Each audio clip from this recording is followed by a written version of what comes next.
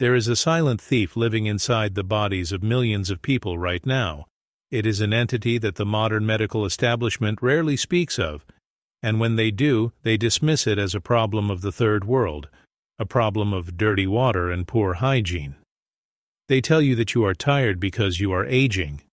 They tell you that your brain fog, your digestive bloating, your sudden cravings for sugar, and your aching joints are simply the inevitable decline of the body. But there was a time, not so long ago, when our ancestors knew better. They knew that the human body is a vessel, and like any vessel, it can be boarded and commandeered by invaders.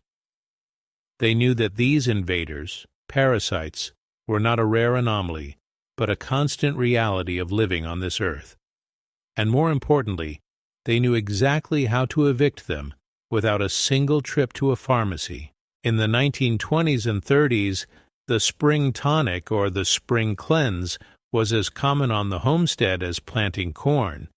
It was a ritual. After a long winter of heavy meats and stored root vegetables, the matriarchs of the family would go out to the garden, not to harvest calories, but to harvest medicine. They understood a fundamental truth that has been erased from our collective memory. The garden is not just a pantry, it is a pharmacy. But over the last 50 years, a veil has been drawn over this knowledge. We have been trained to reach for a synthetic pill that nukes our entire immune system to solve a problem that nature solved eons ago with elegance and precision. We traded the wisdom of the soil for the convenience of the counter, and in doing so, we lost our vitality. This is the story of the 5 green sentinels, 5 plants that act as the heavy artillery, the shield and the sweeper in the war, for your internal health. These are plants that don't just kill invaders, they restore the sovereign territory of your own biology. Why have they stopped teaching us how to grow them? Because a patient who can cure themselves with a few leaves and seeds from their backyard is a customer lost forever. Welcome to the Forbidden Pharmacopoeia. If you are ready to reclaim the energy and clarity that you thought was lost to age, subscribe and activate the bell.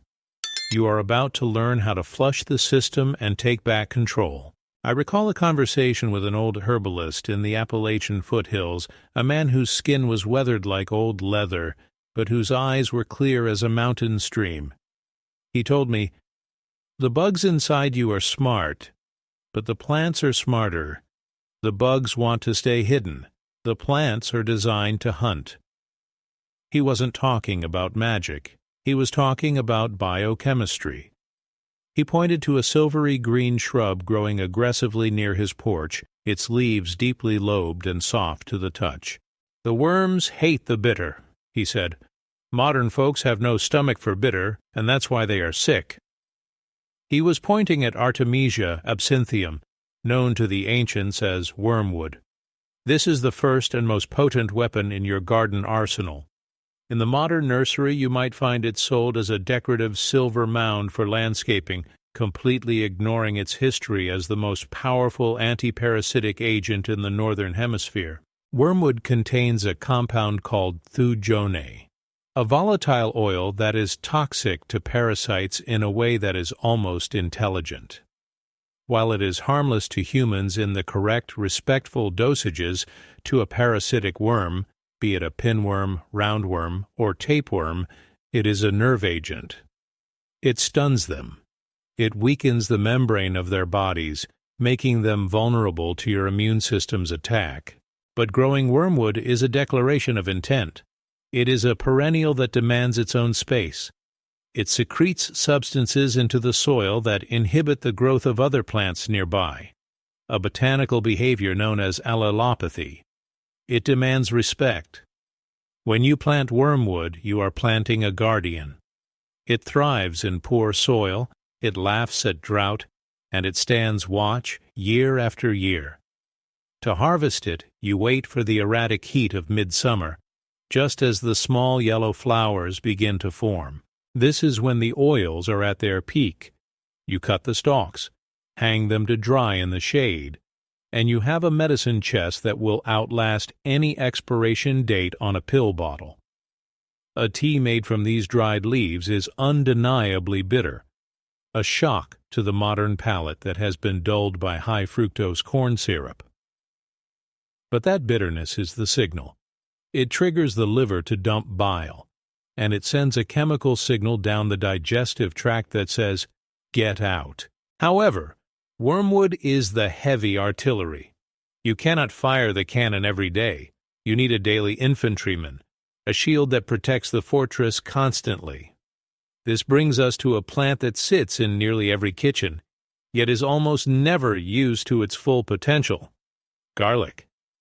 But I am not talking about the bleach-white fumigated rootless bulbs you buy in a mesh bag from a monoculture farm in China. That is a ghost of garlic. I am talking about Allium sativum, specifically the hardneck varieties like Music or Chestnut Red that you must grow yourself. The magic of garlic lies in a chemical reaction that the grocery store version has lost.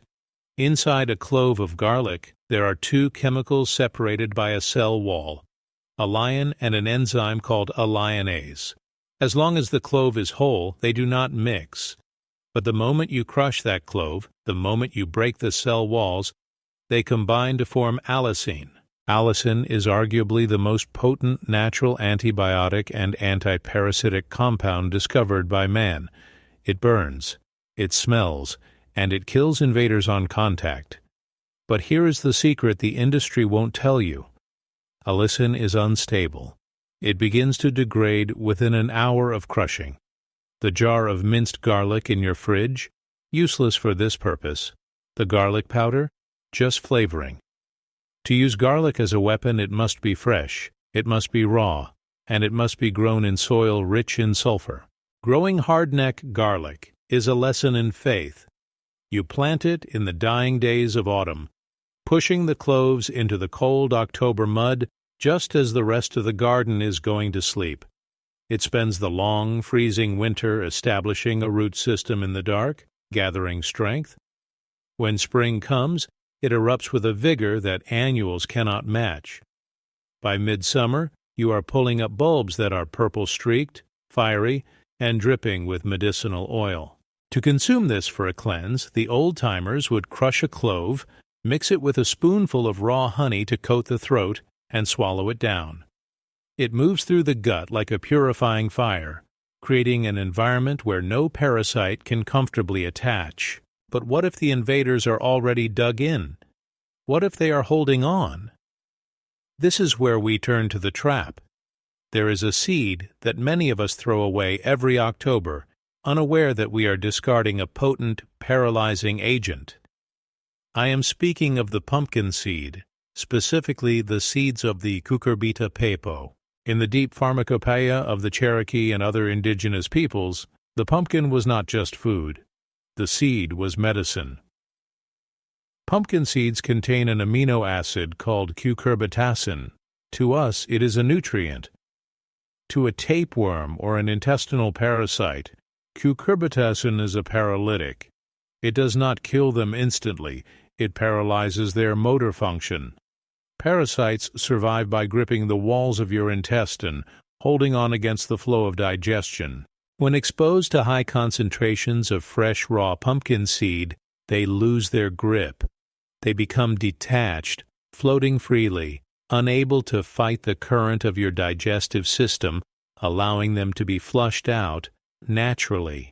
But you cannot buy roasted, salted pumpkin seeds at the gas station and expect this result. The heat destroys the delicate chemical bonds.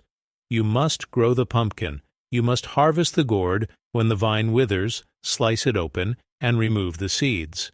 They should be eaten raw or dried at very low temperatures. The most effective protocol used by the old herbalists was to grind the raw seeds into a meal and mix it with a little juice or water to form a porridge, eaten first thing in the morning on an empty stomach. It is a mechanical flush, a trap that disables the enemy so the body can expel it. Growing pumpkins for seed requires space, yes, but it is an investment in security. A single pumpkin can provide hundreds of seeds, enough for an entire family's protocol. And unlike the sterile seeds from the store, every seed you save is a potential plant for next year. You are creating a closed-loop system of health that requires zero external input.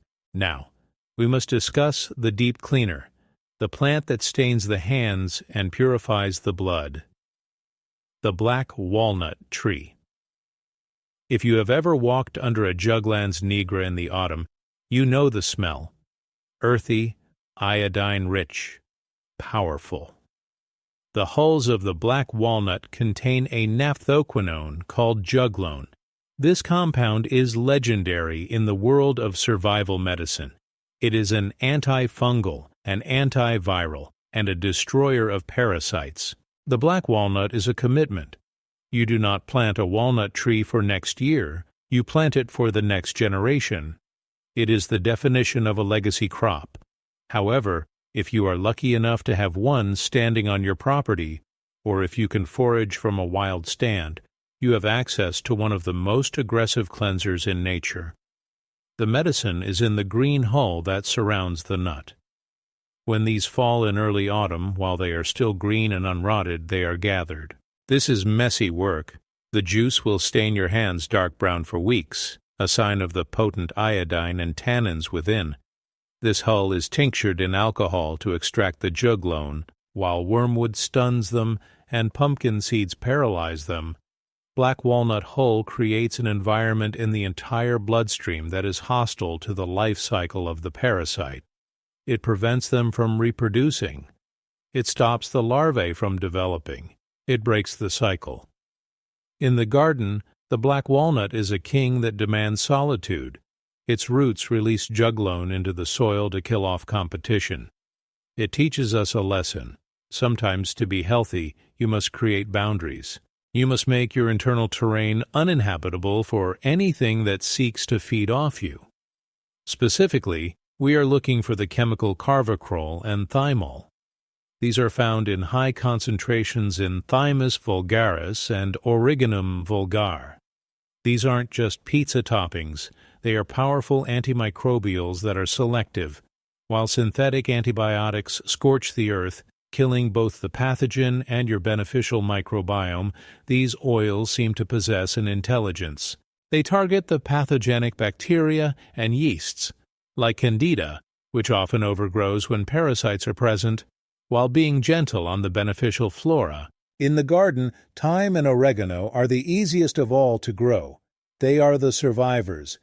You can plant them in the cracks of a stone wall, in a dry patch where the hose doesn't reach, in the gravel of a driveway. They thrive on neglect. In fact, the more you starve them of water, the more potent their oils become. They concentrate their medicine in response to stress. To use them, you harvest the leaves fresh, steeping them into strong teas or infusing them into oil. They act as the sweeper, cleaning up the debris left behind by the purge, healing the lining of the gut, and reducing the inflammation caused by the parasite's attachment points. So, how did we lose this? Why is this protocol, this specific sequence of botanical intervention, not common knowledge? It was a systematic dismantling of self-reliance. In the mid-20th century, the medical model shifted. The focus moved from terrain theory, the idea that a healthy body repels disease, to germ theory, the idea that you wait for a disease and then attack it with a drug. They monetized the cure and demonized the prevention. They told you that wormwood was dangerous absinthe. They told you that raw garlic was antisocial. They told you that nature was dirty and the laboratory was clean. But look around you. Look at the chronic fatigue, the autoimmune issues, the digestive distress that plagues the modern population. We are a society that is well-fed but starving for nutrition and overrun by invisible passengers because we have laid down our shields. Planting these 5 crops is an act of rebellion. When you carve out a space in your backyard for a patch of garlic, when you let a black walnut tree stand tall, when you dedicate a corner to the silvery bitterness of wormwood, You are taking back the responsibility for your own vessel. You are saying, I do not need a prescription to be whole. The parasite protocol of the garden is not a quick fix. It is not a pill you pop once. It is a lifestyle. It follows the seasons. You eat the spring greens to wake up the liver. You eat the midsummer garlic to fire the blood. You eat the autumn pumpkin seeds and walnut hulls to sweep the system before winter. It connects you to the rhythm of the earth, and in doing so, it makes you hard to kill. It makes you robust. There is a specific way to prepare these plants, a specific dosage and timing that aligns with the cycles of the moon, as parasites are most active during the full moon, a fact known by farmers for centuries and only recently rediscovered by biology. To simply chew on a leaf is not enough. You must know the method. You must know how to make the tincture, how to dry the seed, how to infuse the oil. If you are tired of being told that your fatigue is normal, if you are tired of a medical system that manages symptoms rather than curing causes, it is time to look down at the soil. The antidote to the modern malaise is growing right beneath your feet, waiting for you to recognize it. I've compiled the complete step-by-step preparation guide for these 5 plants, including the specific full moon protocol used by the homesteaders of the 1930s, into a comprehensive dossier. It details the exact varieties to buy, the planting schedules, and the recipes for the tinctures and meals. This information is being suppressed by the algorithm because it offers a solution that cannot be patented. Do not let this knowledge disappear. Click the link in the description to access the Lost Protocol. Subscribe to the channel and share this video with someone you care about. The war for your health is fought in the garden, and it is time to pick up your weapon.